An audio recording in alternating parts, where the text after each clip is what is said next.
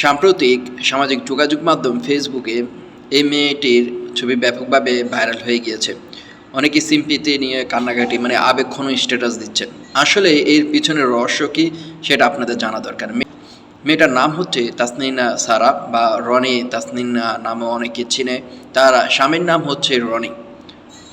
তো তার দুইজনের মধ্যে কেমনভাবে সম্পর্ক হয়েছে বা কি হয়েছে সে বিষয় নিয়ে আজকে আলোচনা আপনাদের সাথে বলবো। তারপরে আপনারা বিবেচনা করবেন যে যারা আবেগঘন স্ট্যাটাস দিচ্ছেন বা কে বলতেছেন ছেলে ভালো, ছেলের ভিডিও দেখে কে বলতেছেন মেয়ে ভালো, মেয়ের ভিডিওগুলো দেখে ছবিগুলো দেখে। তো আজকে আপনারা বিবেচনা করবেন, ভিডিও সম্পূর্ণ জুড়ে থাকুন তাহলে বুঝতে পারবেন। তো প্রথমে ছেলেটার কথা বলি। তার এখানে ছবি দেখে আপনারা কি বুঝতে পারছেন? আর তো বুঝার মোটামুটি বুঝছেন।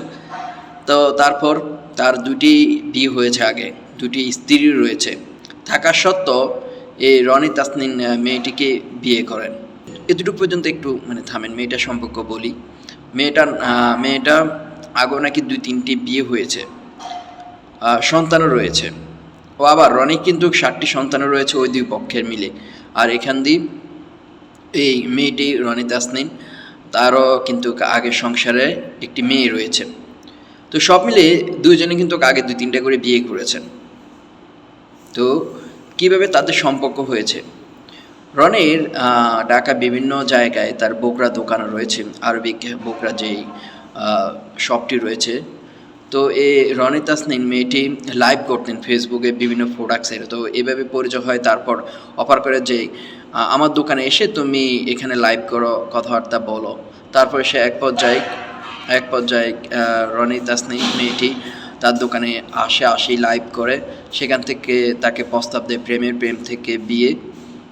তো এখান দিয়ে আপনাদের একটি কথা বলিনি, এই যে রনি তাসনিন মেয়েটা নাকি কাবিনে ব্যবসা করে, এ ধরনের কথা বলেছেন তার সাবেক স্বামী। ইতিমধ্যে কিন্তু ছাড়াছাড়ি হয়ে গিয়েছে যে রনি ছেলেটি এখানে দেখতেই পাচ্ছেন।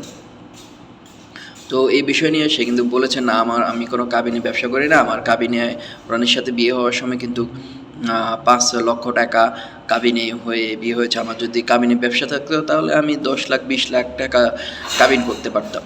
এই বিষয় নিয়ে কথা বলছে। তো এদিকে রনি কিন্তু বলেছে ১০ লাখ টাকা ২০ লাখ টাকা আগের যে বিয়ে করেছে একজন ছেলেকে, সে নাকি ২ বার বিয়ে করেছে মেয়েটি। এই ধরনের কথা বলছে রনি। তো সব মিলেই একটি বিবেচনার বিষয় হলো কেউ দোয়া তুলসী পাতা নয়।